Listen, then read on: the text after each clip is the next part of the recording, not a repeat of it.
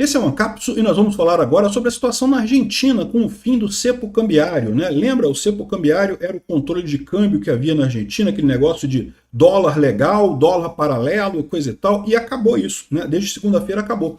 E muita gente estava apostando que havia uma disparada do dólar, que ia ser uma tragédia completa e coisa e tal, e a verdade é que não tá. Tá funcionando o câmbio flutuante lá na Argentina de acordo com o Milei sem problema nenhum. O valor do dólar caiu.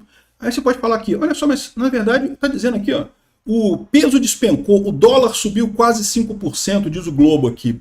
No entanto, está dizendo aqui ó, que o dólar blue cai mais de 6%. Então, peraí, o dólar subiu ou o dólar caiu? A explicação é óbvia, né? O Globo está dizendo que o dólar subiu porque o dólar oficial era menor do que o valor do dólar agora. Agora não existe mais valor oficial. Agora, antes você tinha o valor do dólar oficial e o valor do dólar no paralelo. É lógico, o dólar oficial era sempre mais barato do que o dólar no paralelo. Agora acabou, é um dólar só. Aí o que aconteceu? Ficou um valor intermediário. Aí a Rede Globo quer criticar o governo do Milei, aí está dizendo que o valor do dólar subiu porque o dólar oficial subiu para o valor atual agora. E, por outro lado, se você olhar pelo lado positivo, o dólar blue caiu, o dólar paralelo caiu, né? Então é óbvio que estão fazendo isso daqui, mas isso é só um ajuste. O mais importante é isso, ajustou. Porque o que se temia é o que aconteceu em 1999 aqui no Brasil, quando o Fernando Henrique Cardoso, depois das eleições ganhas, resolveu mudar o dólar, que também era fixo naquela época aqui no Brasil, por um motivo de bandas cambiais transversais, deslizantes, e não sei o que lá, um negócio que não fazia sentido nenhum. E o que aconteceu? O dólar começou a subir, a disparar no Brasil completamente, e acabou, tudo quebrou, todo esse ajuste do Fernando Henrique quebrou e virou o dólar flutuante que a gente tem hoje, não tem alternativa. Acabou sendo uma coisa positiva também, tá? No final foi positivo, né? Mas foi doloroso no momento ali, né? E o medo que eles tinham é que isso acontecesse com a Argentina também, e não aconteceu. Essa notícia foi sugerida por Heitor V, Movimento Antiestatista e várias outras pessoas. Obrigado aí ao pessoal que sugeriu notícias lá no nosso site, no visãolibertaria.com. E obrigado a você que está assistindo o nosso vídeo. Se você gosta do nosso conteúdo, por favor, deixe o seu like, se inscreva aqui no canal, né? Pois bem, ativos da Argentina disparam após o fim dos controles cambiais e novo acordo com a FMI, né? Ativos da Argentina, o quê? Ações da Argentina dispararam. E não foi só por conta do fim do controle cambial e do novo acordo com a FMI, não. Também foi por causa disso daqui, ó. Ontem teve um encontro entre o Milei e o secretário do Tesouro americano, o Bessent. O Bessent esteve na Argentina, esteve na Casa Rosada e falou que vai negociar com o governo argentino, iniciou negociações de uma zona de livre comércio entre a Argentina e os Estados Unidos. Isso é uma coisa extremamente positiva e, lógico, também interferiu nas ações argentinas que subiram e subiram muito, né? Todos os ativos argentinos subiram bastante. As ações da Argentina tiveram uma alta enorme, que a YPF subiu 11% e continuam em alta, tá? A Bolsa Argentina continua em alta em função de ter dado certo esse ajuste que o Milei fez. Mais um golaço de placa do Milei. O Milei está fazendo tudo certo. E olha só, não tem segredo, é só focar na economia, é só ir atrás de você diminuir o tamanho do Estado e aumentar a eficiência econômica, cortar barreiras, cortar subsídios, cortar todas essas besteiras que o Estado cria na economia, né? Então, é lógico que está o G1 aqui, não porque o peso despencou, o dólar subiu lá na Argentina, a Argentina reduz controle do câmbio, o peso despenca, tá vendo como que o Milei quebrou a economia da Argentina e não sei o que lá e coisa e tal. Não, o Milei fez uma coisa fantástica, acabou com o controle cambiário, que tinha que ser acabado já há muito tempo. O negócio de ter controle do câmbio pelo país sempre dá merda no final. Tem algumas pessoas que falam assim, Peter, mas a China controla o câmbio. E quando chegar a merda na China, eu vou falar para vocês, tá vendo que vocês falaram que tá vendo, a China controla o câmbio, e dá merda na China, é lógico que dá. Conseguiu muita coisa? Não porque estava controlando o câmbio foi uma coisa acessória. No final das contas, a China está ferrada com esse câmbio seguro dela ali, porque impede o mercado livre de moedas. Isso faz com que o yuan seja desvalorizado artificialmente, isso prejudica a população chinesa no final das contas.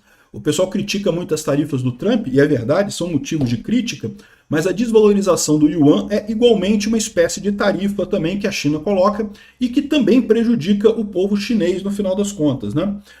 E diga-se de passagem, quando o Paulo Guedes desvalorizou o real também na época do governo Bolsonaro, eu também critiquei o Paulo Guedes, tá? Porque isso também o Paulo Guedes estava botando uma tarifa nos brasileiros. Os brasileiros ficaram todos mais pobres para ajudar o governo brasileiro do Paulo Guedes. Acho errado, não é assim que se resolve o problema. O problema, você tem que ir na direção da liberdade econômica sempre, né?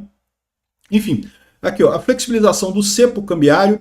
Eles não querem dizer que acabou com o cepo, porque dizer que flexibilizou, que está entre bandas e coisa e tal, mas na verdade virou flutuante. Então é isso daí. Determina o fim da paridade fixa para a moeda argentina e introduz o câmbio flutuante. Com isso, o governo Javier Milei ensaia o fim do sistema de restrição cambial que estava em vigor desde 2019, limitando a compra de dólares, né? Ou seja, eles não querem dizer que acabou o cepo cambiário, porque isso todo mundo na Argentina queria isso e o Milei conseguiu fazer, né? Nos primeiros dias após os anúncios, a moeda argentina se desvalorizou 11,38% em relação ao dólar. De novo, desvalorizou em relação ao câmbio oficial.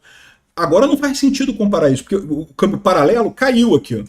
Argentina, o peso se ajusta no primeiro dia, o dólar blue cai mais de 6%. Ou seja, o câmbio que era antigamente o câmbio paralelo, né, caiu o valor do dólar. Chegou numa coisa intermediária, que é o que se esperaria nesse caso. Você tinha dois valores de dólar, tinha gente ganhando dinheiro aqui e gente perdendo dinheiro aqui. Agora que você acabou com essa diferença, os dois ficam no meio do caminho. Ninguém mais perde, ninguém mais ganha. Livre mercado. Ganha e perde quem produz, não quem fica com favor do governo para poder comprar dólar mais barato, né? Aqui, ó, as medidas do Milei estabeleceu uma faixa de oscilação do preço do dólar e coisa e tal. O item Merval subiu para caramba. Um monte de coisas subiram aqui, de bancos lá da Argentina subiram, né? Aqui, ó, controle de câmbio na Argentina caiu. Quais os impactos no preço e na economia, né? A expectativa é que isso melhore, no final das contas, a economia argentina, garanta uma inflação mais baixa. Aqui explica que era o cepo cambial, né? As pessoas físicas tinham uma limitação de compra de $200 por mês. Ou seja, no final das contas, é praticamente nada, né?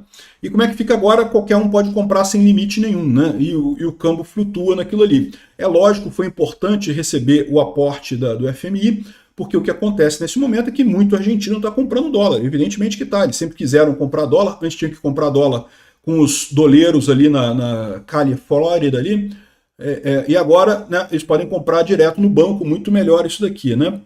Enfim, muito boa essa economia, essa medida econômica do Milei, mais um gol de placa do Milei. Agora, outro gol de placa dele, e que mais uma vez a imprensa brasileira não está falando, foi o encontro dele com o Bessent lá na Casa Rosada, em que eles iniciaram a discussão para um regime de mercado livre entre Estados Unidos e Argentina, né? Isso é bom por vários aspectos. É bom porque oferece uma saída para o Trump desfazer a merda que ele fez com a questão das tarifas, né? Se o Trump começa agora, de fato, a negociar com os países e a estabelecer zonas de livre comércio e coisa e tal, isso certamente vai ser... Esse acordo, que pode ser o primeiro desses acordos, vai estabelecer o padrão para todos os outros acordos que os Estados Unidos fizer com outros países e certamente vai ser uma coisa positiva para a Argentina, que começou esse processo, e para todo mundo que entrar nele, né? E certamente vai acabar sendo uma punição para governos como o do Lula, que vai ser negado esse tipo de coisa simplesmente por motivos políticos no final das contas. Se o Brasil tentar fazer esse acordo, não vai conseguir.